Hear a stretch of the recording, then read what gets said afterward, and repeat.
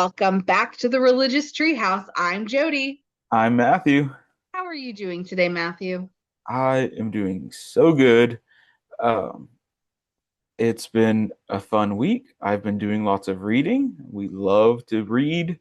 We love just sitting around doing nothing, which is what I've been doing when I haven't been at work. So that's great. We are very happy. How are you doing? I'm doing okay. I also have been doing a lot of reading, a little bit of writing, Ooh, what because have you been writing? just some fun ideas, and I'm gonna keep it there. Cool. But Cool. I have been finding inspiration everywhere lately, including in the latest movie we watched, Quran by Heart. Um, Wow. this What a was segue. such This was such a fun movie to watch. It's about a recitation competition for the Quran that is held in Egypt. They take kids from all over the world. The youngest were from 7 to 10 years old, the older ones were teens to early 20s. And they all go there and they don't recite the entire book. I don't know why I thought that was what was going to be happening in this, but they have specific sections they're Uh-huh. supposed to recite. How did you feel about the movie? What were your thoughts? No, I thought it was good. Was it the best documentary I've ever seen? No, but like it was good. It was Yeah. decent. Like I don't have any like broad overarching complaints about how it was made or like what it was trying to push or anything like that. Um, no, I think it's definitely worth watching. It was fun. Definitely felt 2011 when it was released and like it was good. It felt like a very appropriate like American film trying to understand Islam by kind of focusing in on this, very particular competition event thing. And I Yeah. thought they did really well in that. So I appreciated that. Um, and I'm excited to get into the details of all the things you thought too. What were your general takeaways? I mean, number one, I was like, oh, so this is just like Bible quizzing for church kids, for Christian kids. Which it's not exactly like that, but that was the comparison that was easiest for me to make. Um, Sure. What are you talking about there? Bible quiz, Mm. the Bible quiz group that they had at churches where they would go and compete in competitions to like get quizzed on the Bible. Oh, this is new to me. They had a team at our church. Did we really? Yes. Okay. They would go and people were actually in the Bible quizzing team. And they would go to Fascinating. like different cities and they would like compete against other kids, like answering biblical questions. Okay, I'm going to need you to make comparisons to that throughout this entire conversation because I'm so fascinated to hear that. Yeah, no, because I mean, and that would be in groups and teams. This was all individual. Uh-huh. Um, but very similar in like kids having to leave their parents and go with like a religious leader of some kind or with the parents even Mm. to different events. And you know I don't know if I can make complete comparisons because this was recitation, Uh-huh. whereas Bible quizzing is just like the test your knowledge Tuesdays. Okay. It was Yeah. like it's like that. Oh, okay, like Jeopardy, but for the Bible, but for kids. Yes. Fascinating. Okay, we need to talk about that at some other point. Oh, Okay. but yeah, no, that sounds so exciting. But I think we can do good and bad things with that. I think we can say, okay, that's similar to like what's going on here. I can make that connection. Yeah. And I think a lot of American people will probably have more familiarity with what you're talking about there than with the Quran. Yeah. I assume. So I think that's a good way to like relate these things, but I think it's also important to note that like they are very drastically different. Like the Yeah. Quran doesn't necessarily equate to the Bible for Muslims as the way it does for Christians or Jews. There's different like ways that the various religions think about their holy texts, their scriptures. So no, I think it's great that we have a baseline to compare this experience to, but also I'm excited to talk about like the differences that may have come up from your experiences and this movie. Yes. So starting off this movie, we're introduced to a few kids and given this initial premise of what the recitation competition is Hmm. and the amount of time and energy that these individuals have to put in Hmm. to this because they memorize the entire Quran. Like Right. that's crazy. That's wild. I understand it may not be like super long, but that's a lot. Well, yeah, no, it's for sure impressive. For context, to put it in Christian terms, uh, the Quran's probably like half the size of the New Testament, so like it's not like the biggest book, but it's still a pretty hefty chunk. So it was very impressive. Do we want to go? Okay, number one thing I must say though, the B-roll in this documentary, I Mm. love it. I love good B-roll. We got to see some really cool parts of different parts of the world. I loved watching. There was a man and a wife fishing on their boat together, Mm. and I don't know, that stole the show for me. But that's so off topic. Um, Number two, but we meet some very talented kids and we learn some things. Let's go through some things we learned. Tajweed, Tajweed, yeah. yeah, it is is it a style? Yeah, it's like a set of rules and customs on how to pronounce the text. So again, I'm not a Quran scholar or a scholar of Islam or anything like that, so I'm stepping lightly here. But it's like it's a pronunciation guide on how to say or how to recite the Quran because as the story goes, the text as it was given in Ramadan, like during Ramadan, um, when it was like sent out to other people, it was also sent out with the person to like recite the text to people. And there's always been a very rich history, not only of like reading the Quran, but also reciting the Quran out loud. Yeah, So it's always kind of spoken in like a sing-songy voice, and it's very beautiful. Like I think they did really well in this documentary to show the like way that it's spoken because it's done in a very melodic tone, and a lot of times it's an improvised melodic tone, but the way the words are pronounced are often very precise and specific, or at least yeah. And it was really cool how they had a musicologist in the mm, documentary talking about how it became an interest to her and the things she has noticed. mm, So I don't know. I wish we had heard a little bit more from her, yeah, like just a yeah, little bit more of that. But the focus really was on the kids who went through this. mm, And each of them, I feel, had very different but rich stories and backgrounds. mm, yeah. Let's start with our I mean, I gotta start. Is it I'm gonna say this wrong. Nabiola, but that's not You're right. He's from Tajikistan. Tajikistan. Yeah. Yes, so our lovely child from Tajikistan, he was only studying it for like a year Mm, and he did it. And he was ready to go on to the competition. And you find out in the documentary that the school he was going to where he learned to do this got shut down mm, before he went to the competition. And then you find out he's illiterate. right. Um, that was I appreciated the way this documentary addressed the fundamentalism, Mm, not only as a concern for extremism, but a concern for the welfare of the children. yeah. And I think they walked the line very well, Mm, like condemning certain parts, but also showing the rich parts of these religious practice and religious teachings. But I really felt for this kid because like he so talented, so mm, crazy talented. After he did his portion, guys, everyone crowded around him to give him kisses and to say how well he did. And he started to cry because he was overwhelmed. And I was like, this poor child. yeah. He's just he's I I don't know, but he was very cool. That was a very and I just like the little individual stories. I'm going to be talking very little about the religious aspects, I must say. Yeah. No, I think.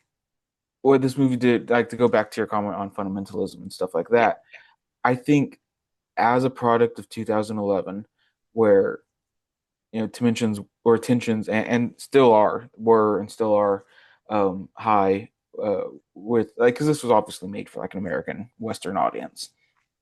Um, to present Islam in a way that doesn't bring up what's on everyone's Western mind, I think I don't think anyone would have taken this seriously because I think the association we've talked about this in our Islam episode, um, the association that Americans have with Islam is that it's this terrorist group, yada yada yada, and it's just all around bad, which we know it's clearly not. There's a lot of really, really, really, really, really good things that come from Islam, but to show the like, hey, there are these fundamentalist extremist groups that these countries like Tajikistan is shutting down or their schools because of threats from the fundamentalist groups.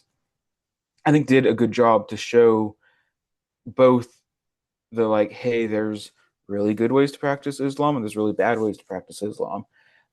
And as long as the Islam allows them to have like a good, proper education, a well-rounded education, I think like cool, that's great. I think if we had people in America who were learning the Bible and only how to recite the Bible, and they weren't learning math or numbers or like how to actually write, we would be just as concerned as like, hey, there's this kid who's only learning how to recite the Quran and not learning how to, read or write or do anything else. So I don't think by highlighting that aspect, it was like, oh no, Islam is scary, Islam is bad. No, I think if there were people that only were teaching their kids the Bible verses, that would be just as bad and just as scary. And there are people like that. But yeah. I mean, I can think of another documentary we watched where the parents definitely inserted Christian teachings into their child's homeschool. Right. Yeah, And and I think there's a difference between inserting religious messages into education versus making education exclusively be religious messages. yes, yes, I agree. I Yeah. agree.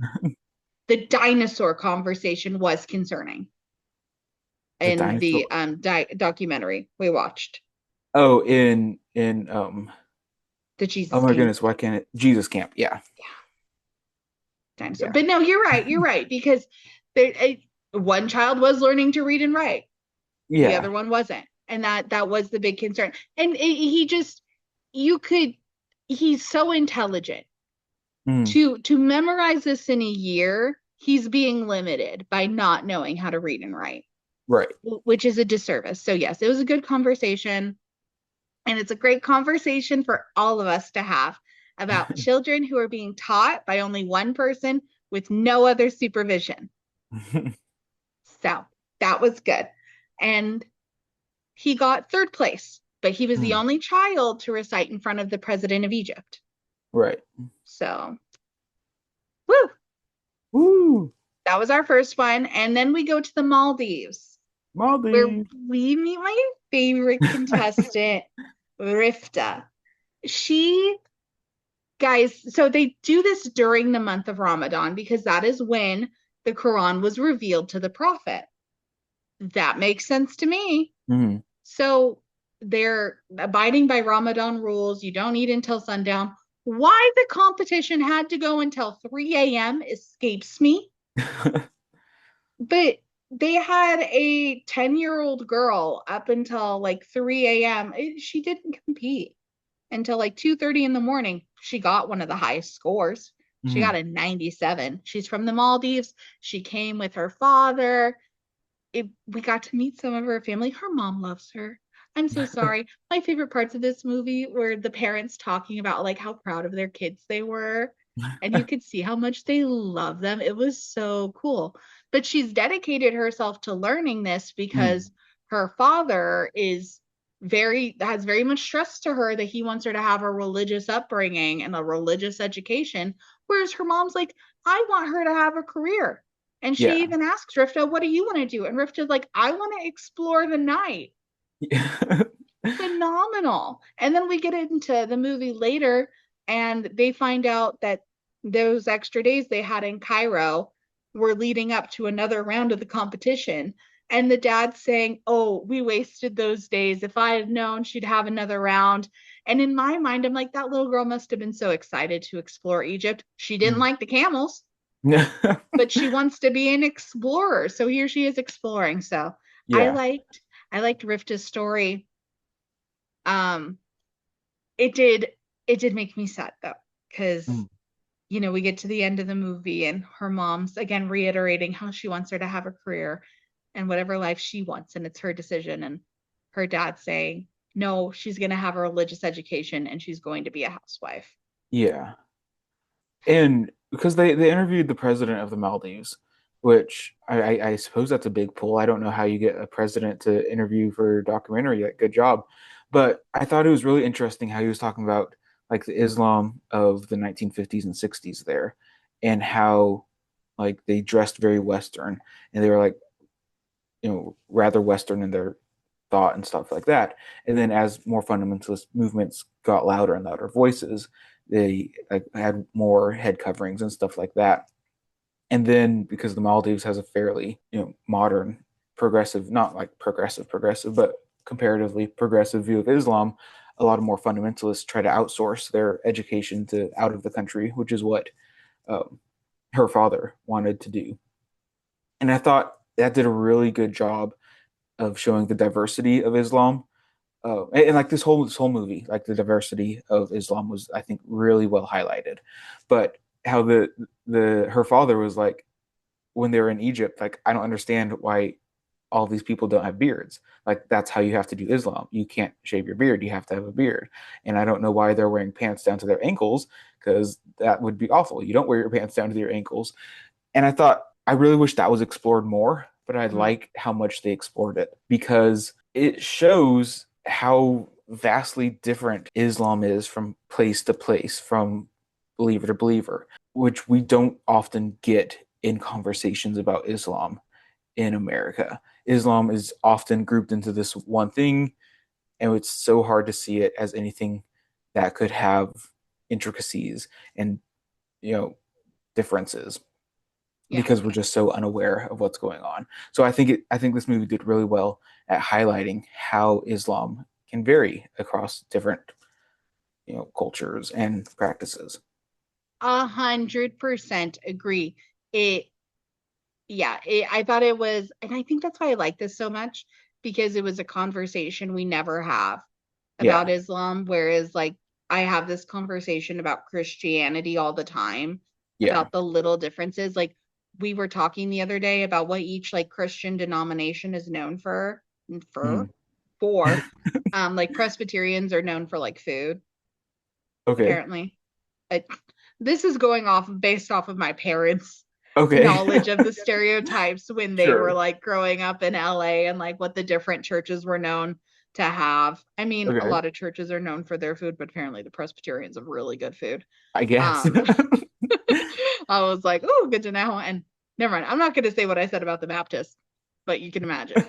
And it's, yeah, it was really good. Um, I don't know. I really just I love this because they explored so many different regions. Tajikistan, Maldives, Senegal. We Mhm. get Jamil, who is the son of an imam. This poor kid, he had to go to the competition with none of his family. Mm. The phone wasn't working. He goes up to compete. The verse, so the way they had these kids do the recitation is they give them the verse to start with and the verse to end with. And they have to figure out what's in the middle. Except apparently there's some places where this a specific verse comes up. So you really have to dig through your memory bank to figure out what's between this A and B, but not Mhm. really focus on the A. You got to focus on what the B is. Right. And he froze and he got a low score, but he got to recite at one of the largest mosques in Cairo. So that was cool. He got to see pyramids. I don't know. This tore my heart up. Anything with kids and them feeling disappointed in themselves, my heart breaks. Um, but when he got back to his home, like his father was just proud. Hmm. And he was like, he went to Egypt to recite the Quran. If you want to go to Egypt one day, you've got to do what he did. Like he wasn't ashamed that he didn't like score higher place. Yeah. um there was just a lot of love, and a lot of Hmm. love for their religion, and a lot of love for their children to feel this same connection with their religion, which I think a lot of religious parents could relate to. Hmm. If you strip away like your misconceptions and your preconceived notions of what exactly Islam is, there's a lot of core basic like familiarities with the way religious parents treat their children. For sure. I don't know. I like this movie. Yeah, no, it was good. It was I wanted it to do more, I think. Yeah, what Um else would you wanted from this movie? I think it needed more, not explanation, but like there was like a base level of knowledge of like Islam that Mhm. you needed to know going into this to like appreciate what was going on. Like not a lot. Like I felt like I knew plenty and I don't know a ton about Islam. Yeah. But like I think if I showed this movie to my dad, I think he would be turned off from it within like the first 5 minutes because there's just not any knowledge of Islam. Like, and that's not to say that this has to be like an introductory film to Islam because it's not Yeah. that by any means. But I don't know. I wish it would have given more background to what's happening and background to like this is why the Quran is so important and stuff like that. I don't know. Yeah. I think I think maybe not dumbing it down, but presenting this as more of an introductory documentary could have been helpful. I see how adding in a scholar of some sort to give some more like baseline introductions Yeah. could have been very good. Yeah, no, like the where the musicologist was in there. I thought that was fantastic. I loved that. And maybe that's just the nerd in me just wanting to know more from Yeah. scholars and stuff like that. I wanted to know desperately what they were reciting. I wanted to know what all those verses were and like the context behind them. Like, oh my goodness, why is this so important? What's going on here? What is this in English? But that's just me. Yeah. I think this film did a very good job of showing the human side Hmm. of everything. And Yes. especially when we get to the family who's sitting down to break fast for Ramadan, and you see the son. It's only Hmm. his second year participating, but his dad stresses to him like you're not supposed to eat or drink, but if you need to, you can. Yeah. Like, and letting him know it's optional. He doesn't need to because he's young. Right. Which is And yeah, which is standard. yeah. And but there were so many things where I saw and I looked at this, and like when I think about the Bible quizzing, I was like, there are a lot of ways I can relate my upbringing to this. Hmm. Um, Especially the religious competition Yeah. No, aspect. tell me about that. What's tell me about Bible quizzing. Let's relate that to to the movie. So they'll have like sections of the Bible that they Uh-huh. know they're going to be like quizzed on, but I mean, really, the entire Bible's up for quizzing, and it's specific like verses and questions. Let's see if I can pull up some Bible quiz questions. Okay. But and while you're doing that, I think the highlight of like, oh, these kids don't even know Arabic, but they're able to pronounce these verses, I think was fascinating because there was no importance, there's no like sense of like, oh, what do these verses mean? Or what does the Quran mean? It was just can you recite the Quran? And I think if we want to relate this back to Christianity, which I don't want to do, but I'm going to do anyways, uh, like we see that so often. It's what does the Quran say? What does the Bible say? And then there's like no need to interpret it because it's just what the Bible says. It's just what the Quran says.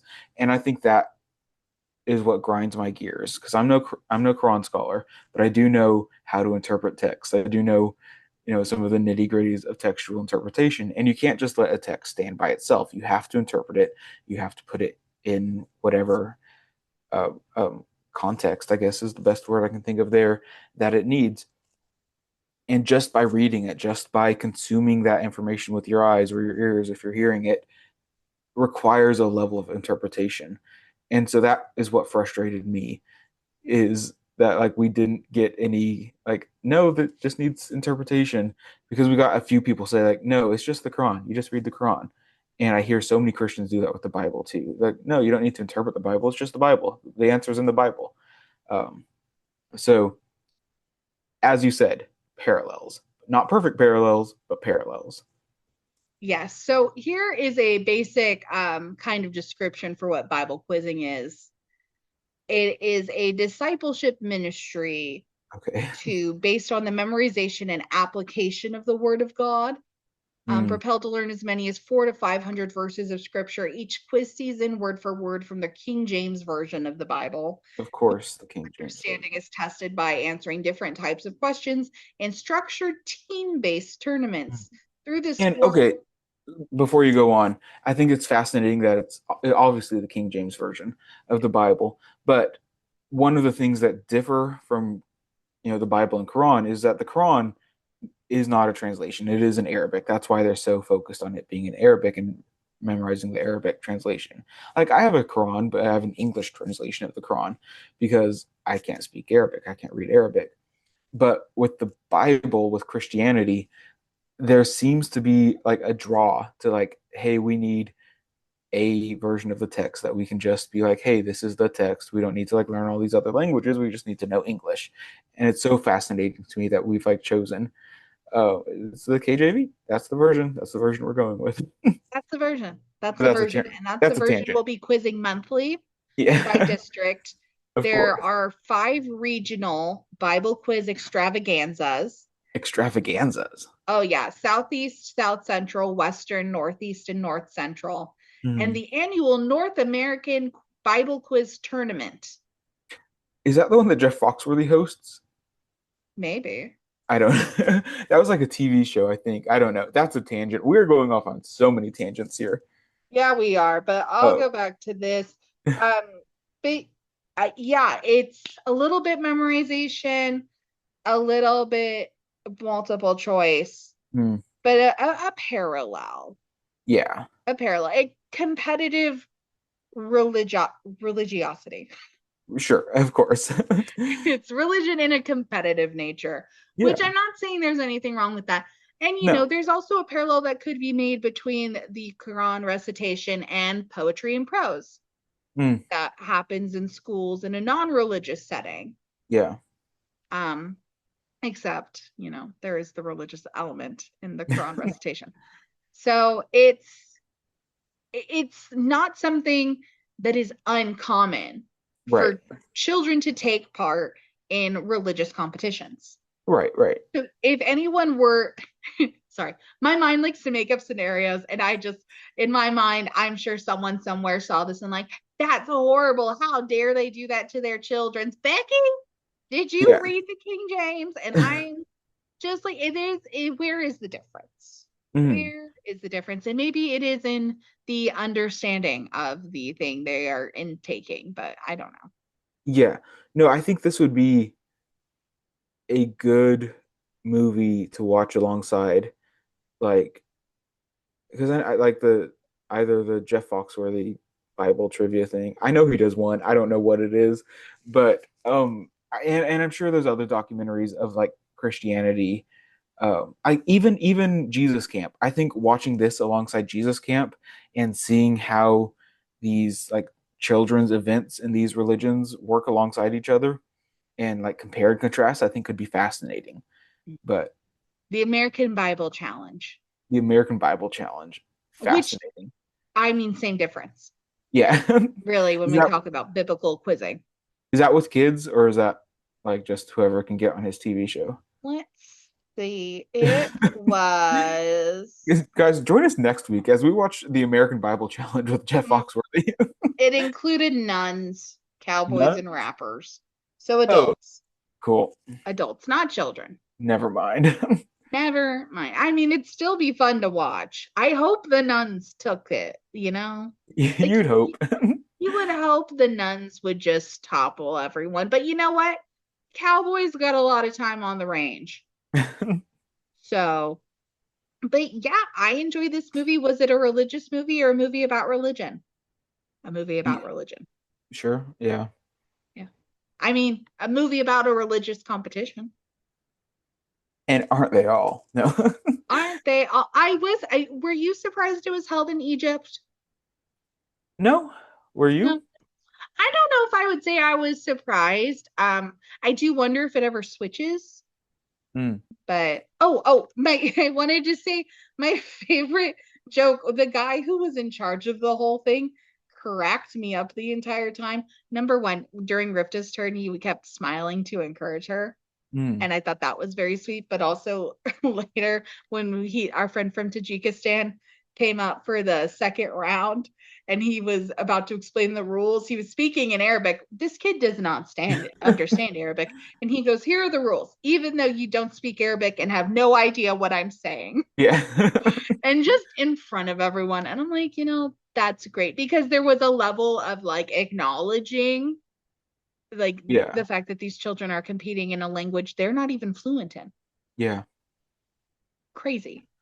No, this was very impressive. I'm very impressed with these kids. I thought it was fascinating. Um, yeah, I want to know, because this was 15 years ago. I want to know what these kids are up to, but who knows? Rifta, if you are hearing this, I don't know why you would be, but I am your biggest fan. I hope you're exploring the night. And I hope whatever you're doing math as fabulously as you were, as your mom described. I'm so proud of all of these kids. I just, I wanted to squeeze them. I'm like, look at these little accomplished people. No, this was great. Thank you all for joining us. If you have a documentary you want us to watch, let us know in the comments, like and subscribe. Hit us up on TikTok, Instagram, Facebook, Blue Sky. We're on YouTube, or maybe we're on Spotify, Apple Podcast, Amazon Music. Hey, wherever you're finding this, pay more attention to us or email us at Gmail. No, at the religious treehouse at gmail.com. And yeah, that's it for me. You good? I'm good. You good? I'm ready for a winter storm. We will see you guys next week. Bye. Bye.